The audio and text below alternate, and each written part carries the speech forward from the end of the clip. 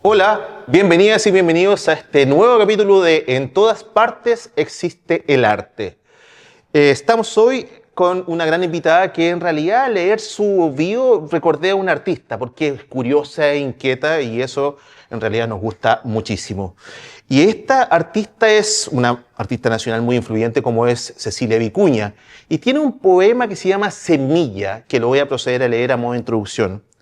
Y dice así: en 1971 se propuso Salvador Allende celebrar un Día de la Semilla, recoger y plantar semillas, convertir terrazas y techos en jardines, plazas y parques en bosques y chacras las ciudades y campos en un vergel. Allende se rió y dijo pensativo: quizás para el año 2000. Por mi cuenta, yo recogí semillas y hacía almácigos diminutos. Cuando los árboles alcanzaban varios centímetros, los regalaba. Pasos de la semilla. Reunir muchas semillas en un lugar para mirar y armar semillas. Solo un gesto colectivo de amor podría parar la destrucción, la tala y el incendio de los bosques. La semilla ha esperado todo este tiempo para sembrar. Algunas esperan unos minutos, otras 3000 años o más. Guardianas de un tiempo interior saben cuándo brotar. Algunas tienen peso, otras paracaídas. Vulva geometrizada. Toda semilla es una nave espacial, esperando brotar. Santiago, 1971. Bueno, este poema fue publicado originalmente en inglés, que se llama Key Poem, de Precarious, en 1997. Y eso sin duda habla de el compromiso y la reflexión que tiene esta artista en torno al medio ambiente y en torno a conservar, obviamente, la naturaleza como parte esencial. Y con esto voy a hacer la introducción a nuestra invitada, como ustedes ya le vieron, y vamos, se llama Paula Castillo Yáñez. Ella es activista ambiental, es licenciada en arquitectura, presidenta de la Fundación Reverdecierto, y su trabajo se centra en la restauración ecológica, la educación ambiental y el desarrollo territorial con enfoque de sostenibilidad, adaptación y mitigación del cambio climático. ¿Qué tal, Paula? Bien, súper bien. Oye, qué lindo el poema. ¿Te gustó? Me encantó. Bueno, Cecilia Vicuña, la tienes que buscar, es una increíble artista nacional. Así que, sí, muy, muy, muy bello. Oye, Paola, muchas gracias por aceptar la invitación. Nosotros nos conocemos ahí, nos hemos visto de pasar algunas cosas, por ahí coincidimos y ahí empecé a seguir tu trabajo, me parece increíble lo que haces. Además que eres muy joven, así que tiene un impulso y una energía, como todo joven, increíble. Pero vamos por partes. Tú naciste en Chuquicamata. Sí, estamos en extinción, dicen. Está en extinción, dicen. ¿Quién dice? ¿Ah? ¿Quién dice? Es que ya no nacen más chuquicamatinos. No, es verdad. Sí, eso cuando estuve leyendo algo de tu video, vi que en el año 2007 ya se cerró completamente el campamento, pero tú lo que vi que te fuiste antes, pero ya nos estamos adelantando, vamos por partes. Estamos muchos spoilers. Naciste en el año 94. El 94. Mira. Sí. ¿Y? Cuéntanos un poquito, ¿qué significó estudiar en Chuqui, vivir en Chuqui? Estuvimos hace poco otra chuquicamatina invitada. Y no son pocos los que están acá en la región, sí, así que... Sí, me encanta eso. Así que cuéntanos un poco qué significó esa infancia, estar viviendo en ese lugar. Muy linda, la verdad. Fue un privilegio, yo creo que ser parte de ese proyecto, porque fue un campamento minero muy bien planificado. Hace unos años atrás hubo otra arquitecta que sacó un libro que se llamaba La vivienda en el campamento nuevo y ahí hizo el trabajo de juntar un plano que le llamaban el plano de oro, que era cuando Chuquicamata estaba como en su apogeo, y haber sido parte de eso, de esa construcción de ciudad, que son las bases de lo que es hoy día la minería en Chile. Por supuesto que tiene todos sus traumas y todos sus procesos, pero fue muy lindo. O sea, la infancia en Chuquicamata me enseñó muchas cosas que hoy en día atesoro, pero profundamente. Como por ejemplo escuchar el viento. En Chuqui había mucha altura, entonces siempre habían ráfagas de viento. Me acuerdo que teníamos hasta simulacros de viento en Chuquicamata en el colegio. Y las ritualidades, todo en la plaza, me acuerdo cuando era la Navidad, traían animales reales. Habían personas reales ahí en el, ¿cómo se llama? El pesebre. En el pesebre. Mira. Era la verdad una burbuja. Todos coinciden en eso. Sabes que la otra invitada otra vez también lo mismo. Y es interesante porque parece que hicieron como si ese lugar realmente fuera algo especial, o algo mágico casi, ¿no? Sí, era muy especial. Y aparte que los cielos, se veía siempre la Vía Láctea. Era muy lindo Chuquicamata y aparte el sentido de vecindad que había en todo el campamento era como que uno no tenía miedo, por ejemplo, salir a la calle, porque todos se conocían al final y había mucho compañerismo también, a pesar de que también había mucha discriminación, lo que eran trabajadores rol A, rol B, había la verdad que harta discriminación en el colegio también. Pero a pesar de eso había harto sentido de comunidad. Hoy estuve leyendo la información que nos proporcionaste un poco para indagar en tus inquietudes, digamos, que era desde pequeña muy curiosa y muy inquieta, y eso de alguna forma te llevó te castigaban de alguna manera, y esos castigos tú los miraste desde otra perspectiva y surgió algo importante para ti. Cuéntanos un poco esa parte. Sí.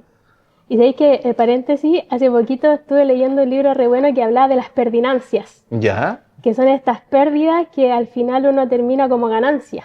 Claro. Porque un poco eso también viene de la esencia de ser resiliente, como de entender que algo quizás falló, que se perdió algo, pero que de eso se puede sacar algo bueno. Eso es mucho también de lo que pasaba en Chuquicamata también. Y la infancia ya, la verdad que fue, como te decía, bastante linda. Oye, bueno, volvamos al punto. Pasaba que, como eres curiosa, eres inquieta, y me imagino que profesoras y profesores no están acostumbrados a que alguien sea inquieta, te mandaban a la biblioteca para ti, Sí, que era como, entre comillas, castigo. Y para ti tú veías desde otra perspectiva ese lugar también, que lo ¿no? que pasa es que cuando el colegio, bueno, nos sacaron de Chuquicamata y construyeron el nuevo colegio en Calama, ahí el colegio estaba como en el medio del desierto y al lado del río. Ah, mira. Entonces era como que era súper difícil quedarse en la sala porque era un colegio gigante que tenía una arquitectura que incluso ha ganado premio nacional de arquitectura y todo por la forma en que tenían los espacios súper abiertos. Entonces era como muy difícil, la verdad, para mí con ese paisaje tan atractivo, estar en la sala. Me daba mucha lata, la verdad, y siempre el paisaje me llamaba para ir afuera. Ah, mira. Entonces muchas veces me iba a la biblioteca nomás a hablar con la bibliotecaria. Un tiempo igual me fui harto a la iglesia, al frente había una iglesia. Y al río, a la vuelta al río que nos escapábamos con los compañeros súper entretenidos. Sí, comentabas ahí que en el fondo era como, no hay áreas verdes en el colegio, y de alguna forma los que eran un poco más inquietos a colaborar a hacer las áreas verdes, digamos, ¿no? Sí, sí, eso fue súper buena porque eso era una perdinancia. O sea, al final uno decía, pucha, me suspendieron, tengo que ir a plantar árboles, pero ganaste toda una experiencia. Esos fueron mis primeros árboles que yo planté en mi vida, los que están ahora en el colegio Chuquicamata. Y esa experiencia fundamental, o sea, saber cómo se planta el árbol, qué tiene que haber en el suelo, cosas que hoy en día cuando hacemos reforestación son como que uno innatamente sabe cómo se tiene que trabajar la tierra para hacer el procedimiento, porque desde chiquitito al final una pertinancia, o sea, de un castigo, algo que te sirve para toda la vida. Sí, mira, y también decía que desde esa primera instancia, además de esta gran experiencia de aprender cómo a plantar árboles, también te relacionaste mucho con la literatura y la poesía. Sí, Y era porque esa inquietud también, o sea, en el fondo estar cerca de la biblioteca, hablar con la bibliotecaria y te aprovecháis de leer también, ¿no? sí, yo siento que eso me abrió el cerebro, porque la poesía tiene eso, pues, tiene eso de llevarte a cosas bien imaginables, como un universo que no es muy tangible y uno ocupa mucho la imaginación cuando lee poesía. Y me acuerdo que la bibliotecaria siempre me mostraba el trabajo de Gabriela Mistral. Ah, mira. Estaban todos los libros ahí al inicio. Bueno, todos los libros que habían en el colegio que eran geniales, pero Gabriela Mistral fue una inspiración siempre para mí de chiquitita. Mira qué interesante, hace un poco tiempo tuvimos una invitada, a Isabel, y que citaba también filósofa, profesora de filosofía, y citaba a Gabriela Mistral, que fue influyente para ella. Malena, la otra chuquicamatina que tuvimos también invitada, algo también cruzaba con Gabriela Mistral, o de parte de su experiencia. Y ahí, ¿no? Está siempre presente Gabriela Mistral. Sí, de hecho me acuerdo que en los dos colegios, en el de arriba, el de Chuquicamata y en el de Calama, había una escultura de Gabriela Mistral en el patio. Y siempre estábamos como alrededor de esa escultura. Mira, Sí, qué potente eso. interesante cómo la imagen atrae, digamos, ¿no? Sí, totalmente. Oye, entonces, bueno, pasaste la básica, digamos, en Chuqui, después básica y media, me imagino, en este colegio, en el colegio Chuquicamata de Calama. Sí. Pero antes de eso, ¿qué significó un poco salir de, cómo fue esa experiencia de que, oye, ya se acabó, se cierra este lugar? ¿Cómo los trasladan también? ¿Cómo fue esa experiencia? Estabas muy pequeña tú, ¿no? O sea, tenías como 10 Sí, años, más o sí, menos. como 10, 13 años. Triste, muy triste. Me emociona un poco porque siempre yo me acuerdo de cuando bajamos de Chucky, te pasaban como un camión y tú tenías que subir tus cosas y todo. Y me acuerdo cuando bajamos, mi mamá lloraba así, muy, con mucho dolor. Y ver eso, la verdad que me marcó harto. Como sentir el dolor de mi mamá por irse de ese lugar donde construyó toda su vida y construyó su familia. Entonces la verdad que cuando bajamos de Chucky fue algo muy doloroso. Ver más que nada el sentir de mi mamá. Como, porque cuando uno es chico a lo mejor no se da cuenta de esas cosas, pero ahora que me viene ese recuerdo fue algo muy triste. Muy doloroso como ver a tu mamá llorar así. Y después cuando llegué a Calama como que ya teníamos una casa que empezamos a habitar y era una casa nueva, me acuerdo, todo bien, todo bonito. Pero yo siempre extrañé mucho Chuquicamata porque, como te digo, había un sentido de comunidad súper grande, como que tú te sentías cuidado. Y en Calama no, pues, o sea, en Calama es súper hostil la vida. Entonces el cambio fue Brutal. brutal, digamos, ¿no? Y entender eso. Y además que es como casi una ironía, ¿no? Que el colegio se llame Chuquicamata. Era como, claro, recordar, era solo gente de Chuqui, pero era como partir de cero, era como la constancia de estar ahí, de partir de cero. Sí, aparte que, como te digo, es toda una experiencia como esa comunidad que se hizo en Chuquicamata, como la discriminación. Yo me sentí bien discriminada, la verdad, en el colegio porque, como te decía, habían roles, como que tu papá era rol A o rol B, que era como persona trabajadora normal y el otro eran como hijos de los supervisores. Entonces, dependiendo si tu papá era rol A o rol B, era el trato que te daban en el colegio. Sí, la verdad que fue bastante duro, Qué incluso loco.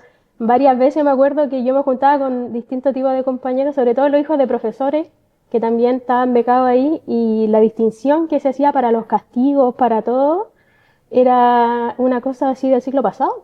Ahora que lo recuerdo. Súper discriminador. No, chuta. Bueno, son cosas que uno no, en realidad nunca entiende, ¿no? Como la educación tiene esa como metodología inspirada en situaciones que ya no son del tiempo, digamos, atemporales, digamos, ¿no? Incluso, mira, tan así era, ahora que me recordé, cuando uno iba a postular al colegio, los que eran roladas entraban, sus papás que eran como hijos de supervisores, entraban y nos daban pruebas. Y lo que éramos hijos de trabajadores, rol B, teníamos que dar una prueba para entrar al colegio, si no, no podíamos entrar. Chuta. Wow. Cuático, Sí, no, acuático. discriminación máxima. Oye, es, bueno, pero siempre resiliente, por lo que he visto, y partimos Somos hablando un poco de eso, te decidiste después estudiar arquitectura en la Católica del Norte. Sí, ¿Por qué arquitectura? mi mejor decisión. ¿Qué pasó con eso? O sea, ¿cómo entra a ti a la vida la arquitectura? La verdad que estaba yo me acuerdo en tercero o cuarto medio y no sabía qué estudiar. Y mi mamá siempre me decía que estudiara Derecho, porque me gustaba leer. Entonces ella siempre me decía, no, Paula, tú debes ser abogada, estudia Derecho, toda la cuestión. Y claro, llegó ya cuarto medio, yo no sabía qué estudiar porque me gustaban muchas cosas. Y le dije a mi profe de arte, profe, no sé qué estudiar. Yo estaba así como que todos sabían qué querían ser, la mayoría en mi colegio médico, ingeniero. Y yo no sabía qué hacer de mi vida literal. Y el profe como que me empezó a hacer unas preguntas, mi profe de arte, y a mí siempre me fue mal en matemáticas. La verdad que nunca practicaba, me daba un poco de lata como practicar la matemática. Y siempre me fue mal en matemáticas. Entonces el profe me empezó a hacer como unas preguntas y yo me acuerdo que le dije que lo único que yo quería hacer era trabajar con mis manos, porque era Mira, algo que hacía siempre en el patio con mi papá, que mi papá es técnico mecánico, entonces como que sabía armar, desarmar motores y yo pasaba todos los fines de semana con él. Entonces me gustaba mucho trabajar en el patio con él, armábamos, desarmábamos cosas así como muy, todo muy mecánico. Y eso me encantaba el fin de semana estar con mi papá en el patio, ocupando las herramientas, todo. Y yo lo único que sabía es que quería hacer eso, algo como que me llevara a esa experiencia y que lo pasaba excelente con mi papá en el patio. Y le comentaba eso al profe y el profe me dijo, tú tienes que estudiar arquitectura. ah, mira, Y yo le dije, pero profe, me va pésimo en matemáticas. imposible. Y me dijo, no, me dijo, mira, busca en la feria vocacional que venía todos los años al colegio. Busca, dijo, porque no en todo Chile enseñan distinto la arquitectura, me dijo. Y en las mallas no todos tienen matemáticas. Entonces, cuando vino la feria vocacional, me acuerdo que yo saqué el libro, pregunté todo y llegué a mi casa y vi la foto de lo que decía derecho. Yo no sabía cómo decirle a mi mamá.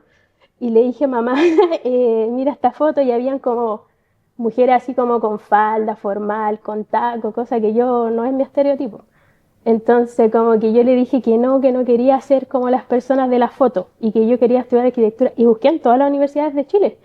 Los ramos, empecé a ver cuál me podía gustar. Las mallas curriculares. La malla curricular y elegí en Antofagasta porque había un ramo que se llamaba Hombre y Entorno y Patrimonio. Y eso me llamaba mucho la atención. Aunque tenía matemáticas, pero dije, no importa, hombre y entorno, decía yo, qué interesante, y patrimonio. Y de hecho, cuando postulé a la U, postulé solamente a esa universidad, o sea, en mi mente no había otra opción que aprender eso. O sea, ¿era eso o eso? Sí, eso nada. De hecho, me acuerdo que todos me retaron y me dijeron, pero ¿cómo postulaste eso nomás? Y yo dije, pero es que yo no, yo quiero aprender eso. Y obviamente quedé y todo, porque la verdad que a pesar de que me escapaba harto de la sala, siempre me fue bien en el colegio. Como que sentía que escuchaba lo que decían y no necesitaba como trabajar tanto como para entenderlo. Siempre sentía que bastaba con eso y lo recordaba. Tenía siempre buena memoria. Qué buena, o sea, ya entraste a arquitectura, si no me equivoco, el año 2011. 2011. Sí, ya, mira, 15 Hace años, rato, 15 años atrás, no ¿no? te creo. Sí, 15 sí, ha años. pasado tiempo, pues, oiga. Sí, Sí, claro. Oye, 2000, increíble. y ahí, por lo que estaba leyendo, siguiendo un poco, ¿no? Tuviste, no sé, ¿fuiste becado o te fuiste con una pasantía a Estados Unidos, ¿no? Cuéntanos un poco de eso, porque está súper interesante porque de ahí también como que ampliaste interés no tan solo en la arquitectura, sino que en torno a la ecología, que era como un tema para ti Mm, súper importante, digamos, y que lo venías experimentando desde el colegio, ¿no? sí, o sea, porque yo estuve 4 años en Antofagasta más o menos y me quedaban pocos ramos para terminar. Y me acuerdo que yo siempre quise estudiar arquitectura en tierra. Quería aprender eso. Y me dije, pucha, me voy a titular, voy a salir de la U y acá no hay arquitectura en tierra. Entonces me acuerdo que una vez viajé a Calama y en la mesa con mi papá y mi papá me dijo, hija, me dijo, si tú querías estudiar algo más, me dijo, yo siempre te voy a apoyar. No sé por qué me dio ese comentario. Y como que yo me quedé pensando en eso. Y yo dije, yo quiero estudiar arquitectura en tierra realmente. Y todos los ramos que había pasado, nunca hubo arquitectura en tierra. Entonces me puse a buscar en internet, escuchando lo que me dijo mi papá. Y dije, me va a apañar. Y me puse a buscar escuelas de arquitectura en tierra en todo el mundo. Y de hecho estuve a punto de irme a la India, que había una escuela re buena. Y me gustó esa CalAir, que estaba en California, porque enseñaban sistemas constructivos en tierra, pero sistemas como del desierto, que eran sistemas que se llamaba Emergency Shelter, como domos de emergencia, refugio de emergencia. Refugio de emergencia, domo de emergencia, porque estaba leyendo, Sí, sí. pues, También la entonces googleé a Caler, sí. eso me llamó mucho la atención, como aprender sistemas constructivos más sostenibles y que más encima eran como de emergencias. Dije, esto tengo que aprenderlo. Y le escribí, tuvimos una reunión, hablamos en mi Spanglish. Yo, la verdad, que a puro Duolingo, o sea, como que del colegio aprendí inglés básico. Y después dije, hoy tengo esta reunión, me puse fan del Duolingo, toda la cuestión, y no sé qué habré dicho, la verdad, honestamente, pero el director del colegio me becó. Del instituto. Del instituto. Y me dijo, no, te vamos a dar una beca, toda la cuestión. Y yo así, ¿what? Como que no lo podía creer. Y me acuerdo que terminé la REU, bajé corriendo y le dije, papá, me ganó una beca. Y no lo podía creer, en serio, porque fue como una conversación así como muy natural que nunca pensé que me iban a becar, la verdad. Y ahí funcionó. Así que me fui para allá y la verdad que fue una Wow. tremenda experiencia. ¿Cuánto tiempo estuviste ahí? Esto era en ¿No? Baja California, ¿no? Eso era así en California, sí, en el desierto de Mojave, cerca de Los Ángeles. Perfecto. Ahí estuvimos como 4 meses, era como una pasantía, pero teníamos que construir. De hecho, construimos varios domos, bóvedas de domos de emergencia, varios, y como la prueba final era que nosotros teníamos que enseñarle a otras personas que venían de todo el mundo a cómo se construía un domo, y eso era lo que nos evaluaban. Igual nos enseñaban obviamente cómo se construía con los planos y vivimos varias experiencias súper trascendentales, como entender cómo los gringos estaban como ahora transformando la forma de vivir, como que se compran un lote, se hacían un ecodom, como un domo familiar Y como un poco ese sueño que hay aquí en Chile de me compro un terreno, me voy al sur, un poco allá también estaba pasando, pero con este sistema constructivo en varios lugares de Ah, Estados Unidos. mira. Y la verdad que eso me abrió harto la mente. Sí, el tema de los domos y de cómo vivir de esa forma, po, con esa geometría tan del propio del habitar, de estar en círculo. Sí, bueno, y conectarte además en otro lugar que no es la cuadra que uno tiene metido, sino que también es circular el espacio donde te integras, digamos. O sea, en el fondo es un círculo virtuoso, digamos, en ese sentido. Creo que, no sé si se llama así en arquitectura, pero tiene que ver con, claro, estar en conexión con la tierra, con el agua, con la vegetación, con las personas, ¿cachai? Los animales. En el fondo es un poco esa lógica, ¿no? Sí, po. O sea, estar conectado, digamos. Y no era solamente la materia, la geometría, todo, sino que era un instituto muy particular, porque te enseñaban permacultura. Me acuerdo que tenían de todo, los días domingos, así como que nos enseñaban muchas cosas, incluso en la mañana, era toda una lógica que yo nunca había vivido, la verdad. Ah, mira. Que era como que nos levantábamos, meditación, yoga, tai chi, construcción, y ahí fue donde yo realmente caí en la cuenta que la arquitectura era un arte.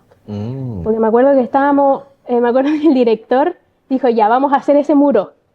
Y habíamos 4 estudiantes, y como que decía, imaginen cómo puede ser ese muro. Y me acuerdo que yo dije que me imaginaba el muro, porque había un árbol, recuerdo, como que el árbol se transformaba en el muro, y ahí expliqué un poco lo que yo pensaba que podía ser el muro, y me acuerdo que el director Ian dijo, she is an artist.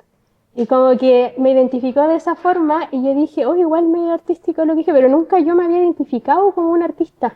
Hasta que él me lo dijo, y ahí dije, igual tiene razón de repente. Bueno, sí, hay algunos artistas que son arquitectos. Bueno, el ejemplo más clásico es Roberto Mata. Estudió arquitectura y después salió, digamos, y se fue, digamos, a producir obra afuera. Otro artista, Alfredo Yar, también. Es que yo siento que la arquitectura es un arte. Desde alguna perspectiva, sí, sin duda. Tiene que ver con estos procesos pero que son, de alguna manera, entran en la funcionalidad. Pero sí, podemos pensarlo desde ahí, digamos. Hoy en día igual se ha transformado más en una arquitectura más simplista, más económica, de cierta forma, como que tratan siempre de maximizar los metros cuadrados y todo, pero en la arquitectura en sí, el habitar, nunca ha sido de esa forma realmente, pero No. claro, el modelo que estamos nosotros que nos Economicista total, relacionado al capital, ¿no? Sí, eso es muy obliga fuerte. de repente a sacar el máximo provecho al metro cuadrado. Pero si tú te ponías a pensar en las relaciones de las personas, uno al final cuando hace el gesto, ¿cierto? No está pensando en el máximo metro cuadrado. Uno está pensando en que la cosa funcione en armonía realmente, con el contexto. Sí, de hecho, si mal no recuerdo, en la Bauhaus, bueno, te he escuchado hablar de la escuela de arquitectura y diseño principalmente, fundadores de ese concepto en general. Su director, Walter Gropius, bueno, arquitecto, si no me equivoco, él diseñó unas viviendas para la playa y que eran unas viviendas como de 2 por 3 metros, 4 metros. Y era súper interesante porque decía que como es un espacio vacacional, hay una relación más con el exterior que en el interior, y eso era solamente para tener las condiciones mínimas de poder pernoctar y pasar, digamos, un lugar grato, pero es interesante el diseño que él propone, digamos, y es, imagínense, 2 por 4 estamos hablando de 8 metros cuadrados, más o menos. Es interesante esa propuesta de Walter Gropius. Sí, no, yo siento que hay tantos tipos de arquitectura como arquitectos en el mundo. Así es. Oye, bueno, sigamos. Esa experiencia me parece genial que tuviste en Estados Unidos. Estuviste 4 meses que me imagino los viviste a concho, estar viviendo allá, y además que tu inglés debe haber quedado ahí Sí, listo, digamos. siempre está Full en la memoria. Duolingo, full Duolingo, ya pasamos la prueba y entramos a otro nivel, digamos, ¿no? Sí, aunque siempre conviene practicarlo. De Sin hecho, duda. acabo de salir de una reunión con personas de Estados Unidos en inglés y a veces siento que igual todavía me faltan las palabras. Pero claro, uno escucha, entiende todo. Cuando vaya a hablar, como no lo practicamos todos los días, de repente igual como que está la palabra ahí, pero no te llega. Así que Complejo, sí. sí, hay que irlo practicando siempre los idiomas. Sí, bueno, sí, yo tarzanescamente me defiendo, pero no más que eso. Oye, bueno, y después que terminaste esa experiencia, estaba viendo, bueno, un poco para hacer el recuento. tu infancia en Chucky, pasaste a Calama, esta experiencia en el colegio que fue no muy grata, pero te da de alguna manera las bases en lo que tú dedicas actualmente a tu vida, que tiene que ver con el medio ambiente y la ecología, y ahí saltas a la arquitectura, estudiaste en la Católica del Norte, en Antofagasta, y te fuiste a esta becada, digamos, al, si no me equivoco, Institute Art of Architecture, si no me equivoco, algo así, Instituto ¿no? de Arte y Arquitectura Caler. Sí. Y después de eso vuelves a Chile y por lo que vi que volviste no a Antofagasta, volviste a Iquique. Sí. Y cuéntanos un poco ese paso, ¿por qué esa decisión? ¿Qué pasó ahí? Y ahí seguiste tus estudios en la universidad acá regional, no en Antofagasta, no en la Católica del Norte, sino que en la Arturo Prat, arquitectura. ¿Cómo fue eso también? ¿Qué pasó? ¿Por qué esa decisión? Sí, la verdad que fue todo un momento, a pesar de que en el colegio yo siento que fue mi mejor experiencia, a pesar de que hubieron ciertas cosas que siempre... Del no, A y el B, ¿no? El enrolado A, el enrolado B. pero siento que honestamente si yo no hubiera estado en ese colegio no sería quien soy ahora porque era un colegio muy exigente, que teníamos un montón de ramos, más encima en el momento que yo pasé a la media me acordé, se convirtió como en un colegio de estos universitarios y empezaron a integrar ramos de la universidad. Onda, en un momento tenía así como anatomía, diseño 3D, geopolítica, cosas que eran como que en los colegios normales no existen. Y eso también me abría la mente, yo sentía como que esos ramos así como que de repente uno decía, ¿qué es lo que es esto? Esa curiosidad por aprender harto, en el colegio había academias gratis. Yo me acuerdo que me iba en la mañana, 8 de la mañana, y llegaba a 8 de la noche a mi casa porque fútbol, básquet, fotografía, el club de los santos, de la profe de religión, había de todo para estar ahí y pasarlo excelente. Entonces la verdad que fue buena experiencia, pero con sus matices. Sí, bueno, los matices siempre existen en la vida. Pero de la U, claro, yo llego acá, la verdad nunca he contado esto, pero llegué y yo sentía que ya no pertenecía a ese lugar, honestamente.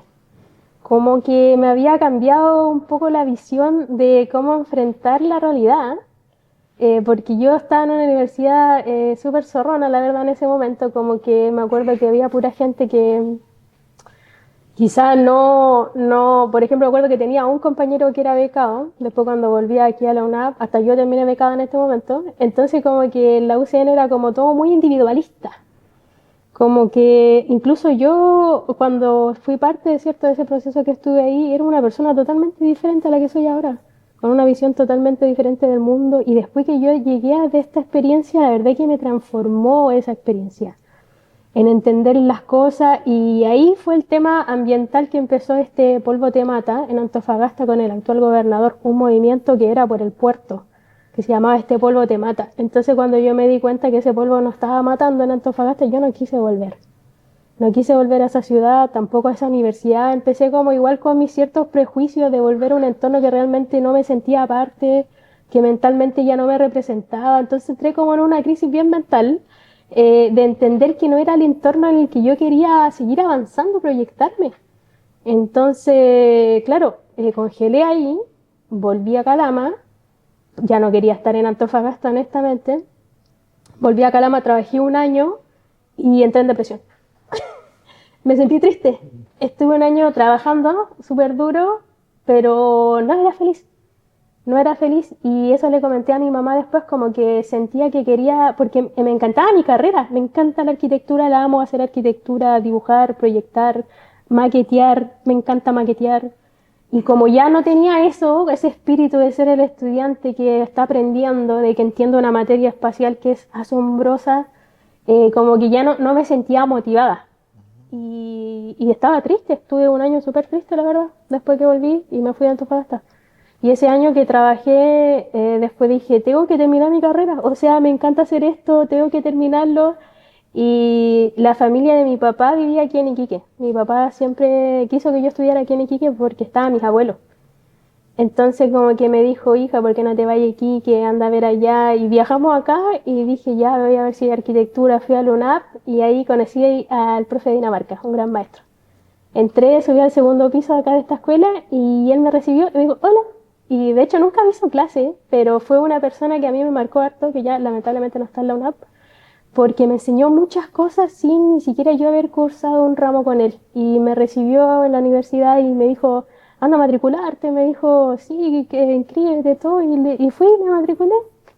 A pesar de que he tenido varios problemas en la UNAP, honestamente, porque soy una persona que se hace respetar, que conoce sus derechos y he tenido bastantes problemas con algún par de académicos, pero que este año espero poder terminar ese ciclo y contar mi verdad también, porque la verdad que no lo he pasado bien y este tiempo en la UNAP, a pesar de que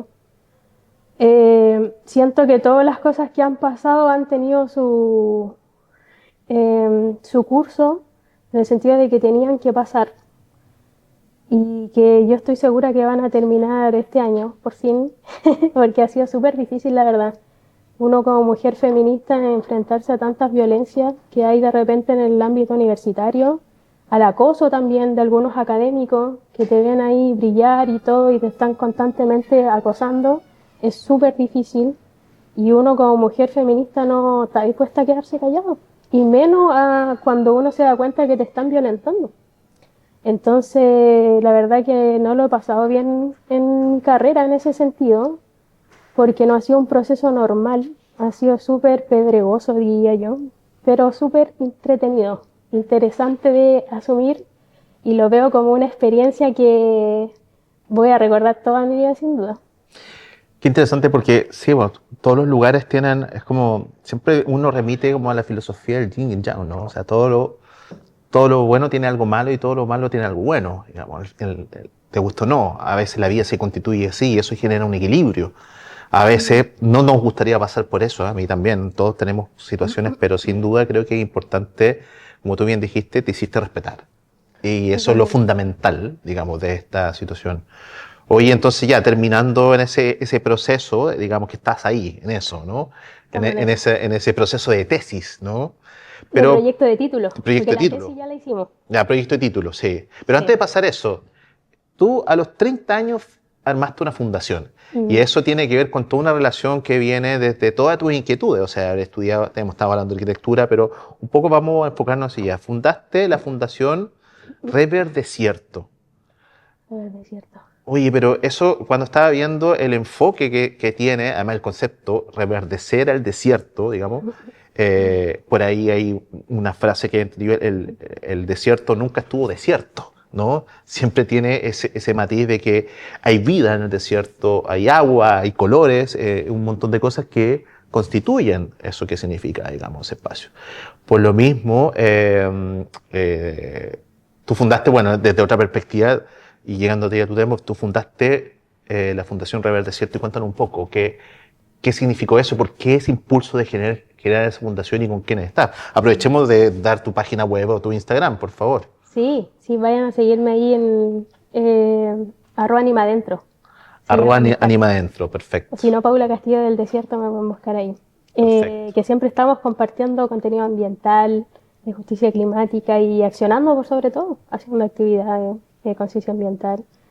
Pero cómo nació fue porque yo me uní primero a una organización global que se llama Fridays for Future, que fundó Greta Thunberg, una activista climática que se conoce. Sí, claro.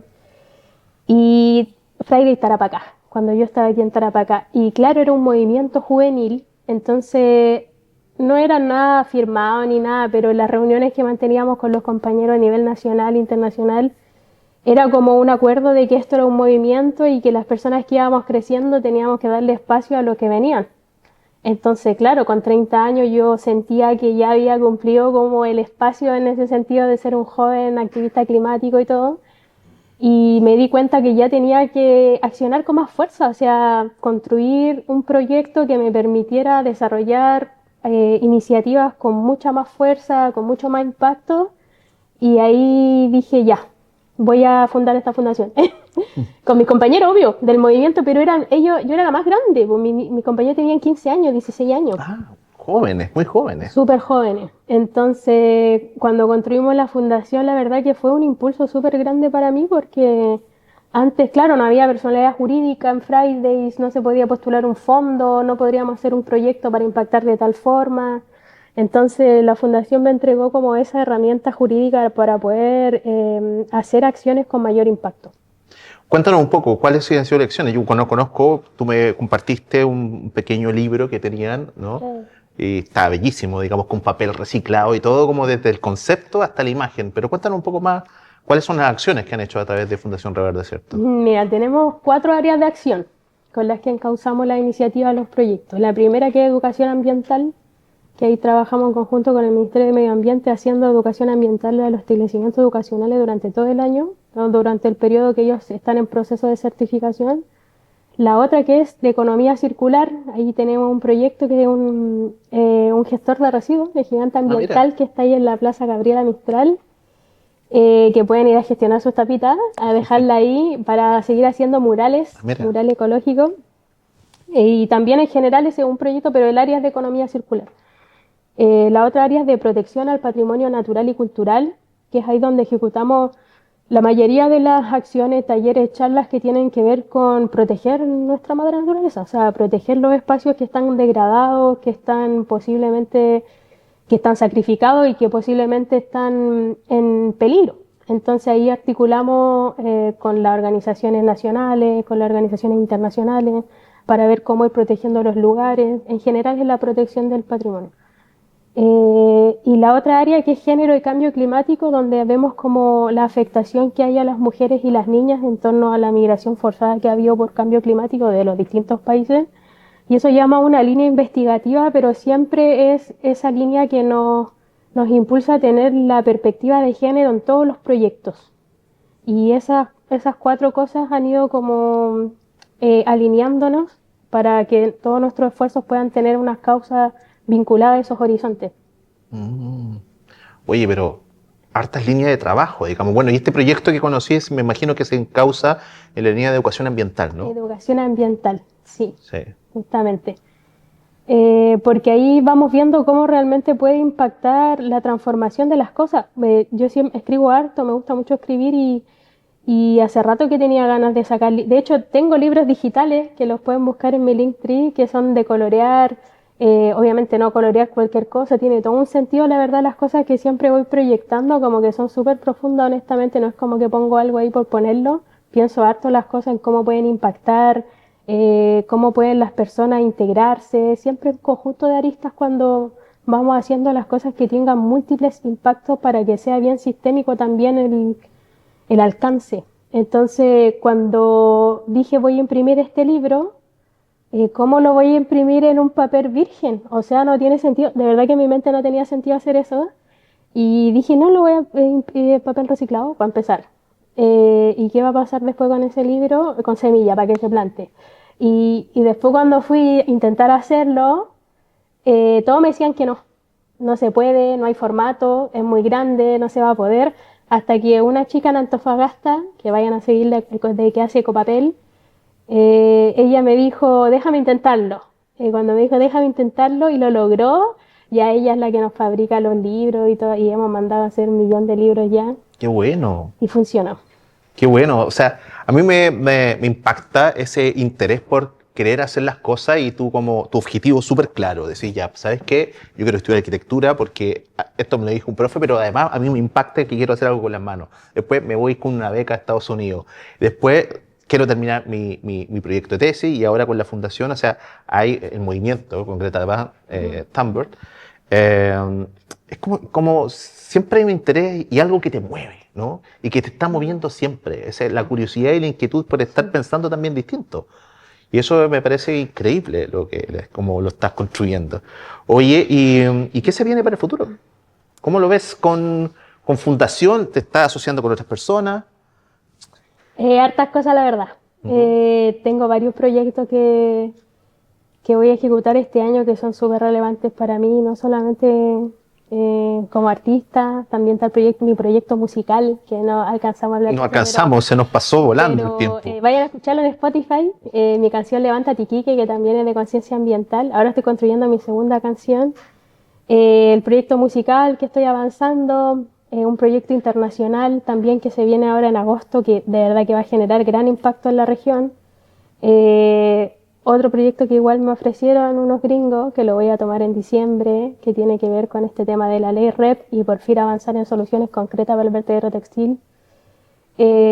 Varios otros proyectos de infraestructura pública también que hemos estado observando con posibilidades de ejecutar en la región, todo enfocado en poder mejorar los ecosistemas con distintos tipos de infraestructura pública.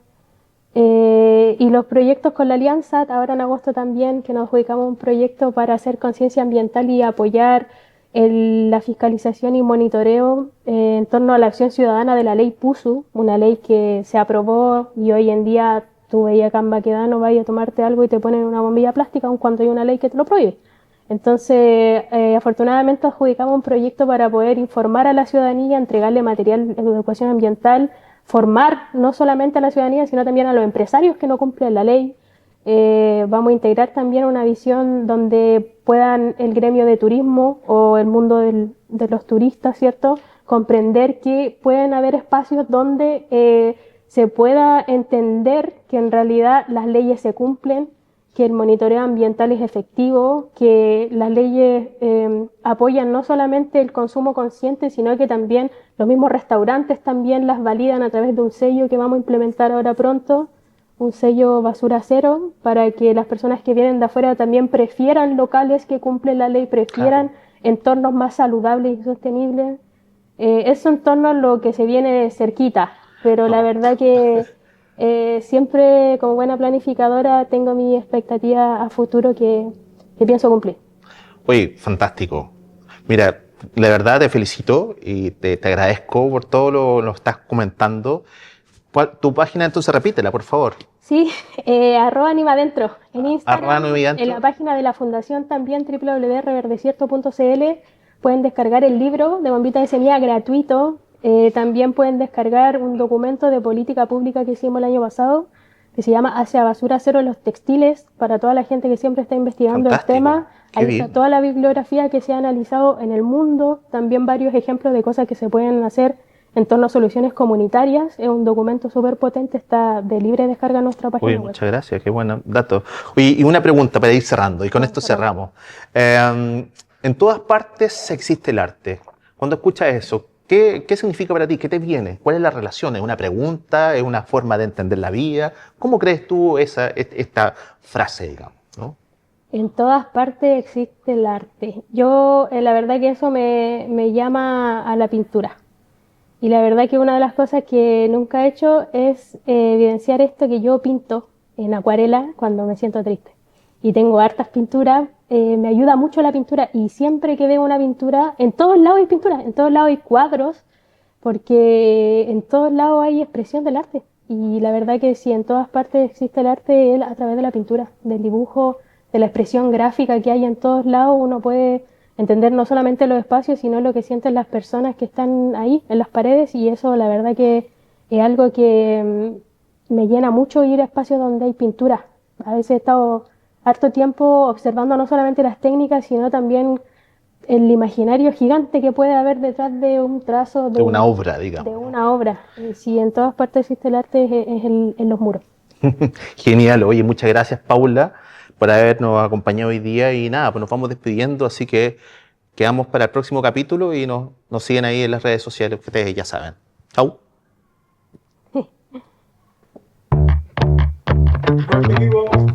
No, excelente. Hoy se pasó súper rápido. Volando. ¿Cómo estáis? ¿Te gustó? Sí, me encantó. Oye, muchas gracias, ¿no? Te pasaste. Muchas gracias. Gracias.